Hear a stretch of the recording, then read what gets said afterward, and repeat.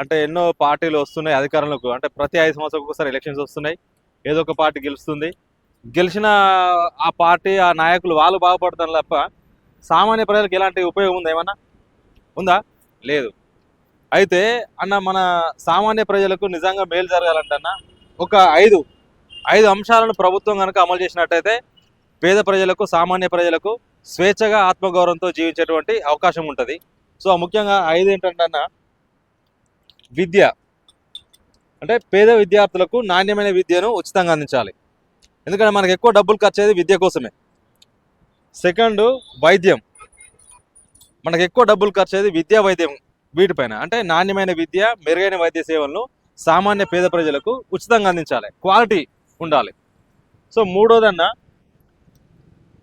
ఉపాధి వికేంద్రీకరణ. ఉపాధి వికేంద్రీకరణ అంటే అన్న కేవలం హైదరాబాద్ నగరంలో పరిశ్రమలను ఏర్పాటు చేయడం కాకుండా మన తెలంగాణ రాష్ట్రంలో ఉన్నటువంటి ప్రతి జిల్లా మండల కేంద్రాలలో పరిశ్రమలను ఏర్పాటు చేసి అక్కడ ఉండేటువంటి యువతకు స్థానికంగానే ఉపాధి కల్పించాలి.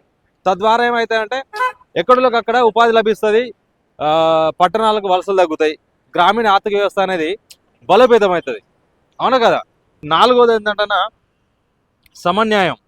అంటే సమన్యాయం అంటే ఇలా రేపు మనం చూస్తున్నాం, పైసలు ఉన్నోనికి ఒక న్యాయం ఉంది, గరీబోనికి ఒక న్యాయం ఉంది, రాజకీయ నాయకులకు ఒక న్యాయం జరుగుతుంది. అవునా కదా?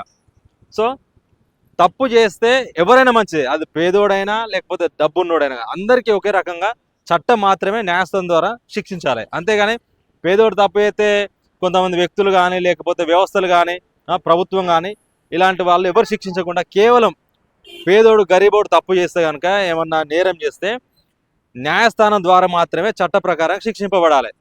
ఎవ్వరు పేదోని పైన జులుం చేయడానికి అవకాశం ఉండదు. ఎట్లా అంటే ప్లాట్ఫామ్ మీద పడుకున్నటువంటి ఒక గరీబోని అంటే ఏమన్నా టచ్ చేయాలని, అది ఎంత పెద్ద అధికారం ఉన్నోడైనా కానీ రోడ్డు మీద పడుకున్నోని టచ్ చేయాలంటే కూడా అరే వానికి కూడా జీవించే హక్కు ఉంది, స్వేచ్ఛ ఉంది, వాడిని మనం ఎలాంటి డిస్టర్బ్ చేయొద్దు. మనం వాడిని డిస్టర్బ్ చేస్తే వాడిని హాని చేసినట్టయితే మన చట్టాలు కఠినంగా ఉన్నాయి, మనకు దానికి పనిష్మెంట్ ఉంటుంది అనేటువంటి భయం ప్రతి ఒక్కరు కలగాలి. అలాంటి వ్యవస్థ అనేది ఈ 4 అంశాలన్న. ముఖ్యంగా లాస్ట్ అన్న 5వది ప్రజాసేవ చేయడానికని వస్తారు ఎవరు? మన ప్రజాప్రతినిధులు. అవునా కదా? ప్రజాసేవ చేయడానికని వచ్చి ఏం చేస్తున్నట్టన్న మనం పన్నుల రూపంలో ప్రభుత్వానికి అంటే ప్రజాధనాన్ని మనమే జమ చేసుకుంటాం ట్యాక్స్ కట్టి. సో ఈ ప్రజాసేవ చేయడానికని వచ్చి ఈ ప్రజాధనాన్ని దోసుకునేటోళ్ళే ఎవరు? ప్రజాప్రతినిధులు. అవునా కదా? అంటే ఇక్కడ చూడండి అన్న, ఈ 5 అంశాలు కనుక మనము అంటే ఈ ప్రజాప్రతినిధుల దోపిడీ కనుక మనం నిరోధించినట్టయితే అన్న మన పైసలు మనకుంటాయి, దాన్ని మన సంక్షేమం కోసం వాడుకోవచ్చు, మన అభివృద్ధి కోసం వాడుకోవచ్చు. అవునగా అన్న? ఈ వ్యవస్థ ఎట్టుందన్న చూడన్న, మనం కష్టపడి సంపాదించిన ప్రతీది ఈ 5 అంశాలలో మనల్ని దోచుకుంటున్నారు. మనం కష్టపడి సంపాదించి విద్య కోసం పెట్టాలి, మనం కష్టపడి సంపాదించి హాస్పిటల్ పెట్టాలి, సరిగ్గా పని చేసుకుందాం అంటే పని లేదు. అవునా కదా? తప్పు చేస్తే తప్పు చేయకపోయినా కానీ నేరం జస్ట్ ఆరంభించబడ్డా కానీ మనకు సరైనటువంటి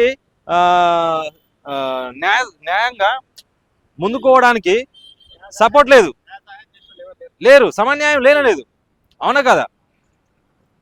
దొంగలు మళ్ళీ ఇక్కడ దోసుకుంటారు కదా అన్న.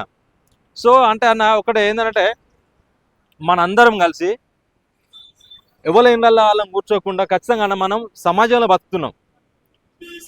బతుకుతున్నాం అనంటే మనం కూడా ఏంటంటే మంచి సమాజం కోసం మన వంతు బాధ్యత ఖచ్చితంగా పోషించాలి.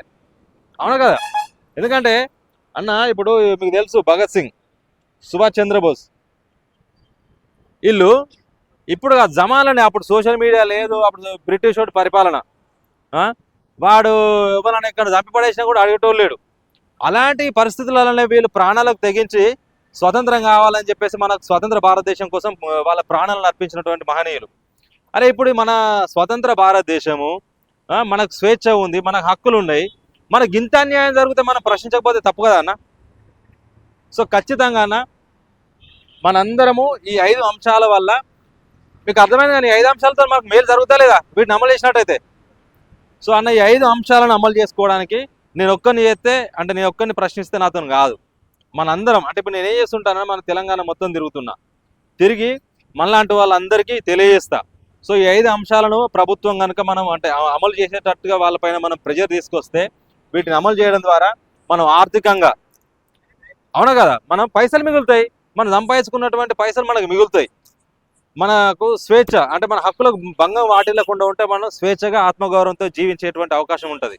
కాబట్టి వీటి కోసం అన్న మేము అంటే వీటిని అమలు పరచడం కోసం చిన్న ప్రయత్నం చేస్తున్నాం అన్న. ఇది నా ఒక్కంతో కాదు, ఖచ్చితంగా మన తెలంగాణ ముఖ్యంగా యువత ప్రతి ఒక్కరు మనం అనుకొని ముందుకైనప్పుడే ప్రభుత్వాలపైన అంటే ఈ రాజకీయ పార్టీలు రాజకీయ నాయకులు భయపడేది ఒక్కదానికే, దేనికి? మన ఓటుకు. అసలైన ఆయుధం మన ఓటే. సో ఆ ఓటు అనే ఆయుధం వల్ల వాళ్ళు భయపడతారు. కాబట్టి ఈ ఆయుధాన్ని మన మంచి కోసం మనం ఉపయోగించుకోవాలి. ప్రతి ఒక్కరు అవసరమైతే అన్న అందరూ యూనిటీగా ఉండి, ఇప్పుడు కాదు ఒక సందర్భం వస్తుంది, అవసరమైతే ప్రభుత్వాలు కనుక వీటిని అమలు చేసే అవకాశం లేకపోతే అవసరమైతే అందరం రోడ్డు ఎక్కైనా కానీ అరే బాబు మాకు విద్యను ఇవ్వండి, వైద్యం ఇవ్వండి, ఉపాధి కల్పించండి, మాకు అన్యాయం జరిగితే మాకు న్యాయంగా మాకు మా హక్కులకు భంగం వాటిల్లకుండా మాకు ప్రొటెక్షన్ ఇవ్వండి, అరే మా పైన మీరు మా పైసలను మా కష్టాన్ని దోసుకోకుండా మీ ప్రజాప్రతినిధులు సేవ చేద్దామని వచ్చి మా సంపదను దోసుకుంటాను, మీరు దోసుకోకుండా న్యాయంగా బతుకుండి అని చెప్పేసి మనం అవసరమైతే రోడ్డు ఎక్కాల్సిన పరిస్థితి కూడా రావాలి. అప్పుడే మనకు మేలు జరుగుతుంది అన్న. సో మార్పు కోసం చిన్న ప్రయత్నం చేస్తున్నాము. జరంతా మీరు కూడా మనకు వాయిస్ ఆఫ్ పీపుల్ అనే సోషల్ మీడియా అంటే యూట్యూబ్ ఛానల్ ఉంటుంది, మేము చేసే ప్రతి యాక్టివిటీస్ దాంట్లో అప్లోడ్ చేస్తాము, రాష్ట్రం మొత్తం తిరుగుతాము, మీలాంటి వాళ్ళందరినీ కలుస్తాము, తెలియజేస్తాము. సోషల్ మీడియాలో మా యొక్క యాక్టివిటీస్ని ఎప్పటికప్పుడు మీరు ఫాలో కండి. అవసరమైనప్పుడు మీ యొక్క పిలిపించినప్పుడు మీ వంతుగా అంటే ఏం చేయగలుగుతుంది, ఇప్పుడు సపోర్ట్ మోరల్ సపోర్టు అవసరమైతే రోడ్డుకి రావడం కానీ లేకపోతే 10 మందికి చెప్పడం కానీ చేసి మొత్తానికైతే మన కోసం మనం నిలబడ్డప్పుడే అన్న మనకు న్యాయం జరుగుతుంది. అర్థమైంది అన్న? చేసేది మంచి పని నాన్న. నేను మీలాంటినే, నేనేదో పెద్ద పైసలు ఉన్నాను కాదు లేకపోతే ఏం కాదు, నేను కూడా ఏంటంటే అరే మార్పు మొదలు కావాలి కదా, మరి మనం కష్టపడి సంపాదించిన అన్ని అనవసరంగా ఖర్చు అయిపోతున్నాయి, ప్రజాప్రతినిధులు దోసుకుంటున్నారు, మరి మార్పు ఎక్కడొక్కడ కాడ మొదలు కావాలని చెప్పేసి నేను నాకు కుటుంబం ఉన్నది, నాకు పని చేసుకుని బతుకుతుండే, అయినా కూడా ముందుకు వచ్చిన, మరి మనమే ఒక అడుగు మనం ముందుకు అయిపోతే ఇంకోరు వేస్తారని చెప్పేసి సో అన్న నేను ముందుకు వచ్చిన, సపోర్ట్ చేయండి. ఇది నా కోసం కాదు, మన కోసం మనందరం కలిసి చేయాల్సినటువంటి ఒక పోరాటం ఇది. ఓకేనా అన్న? థ్యాంక్ యూ అన్న.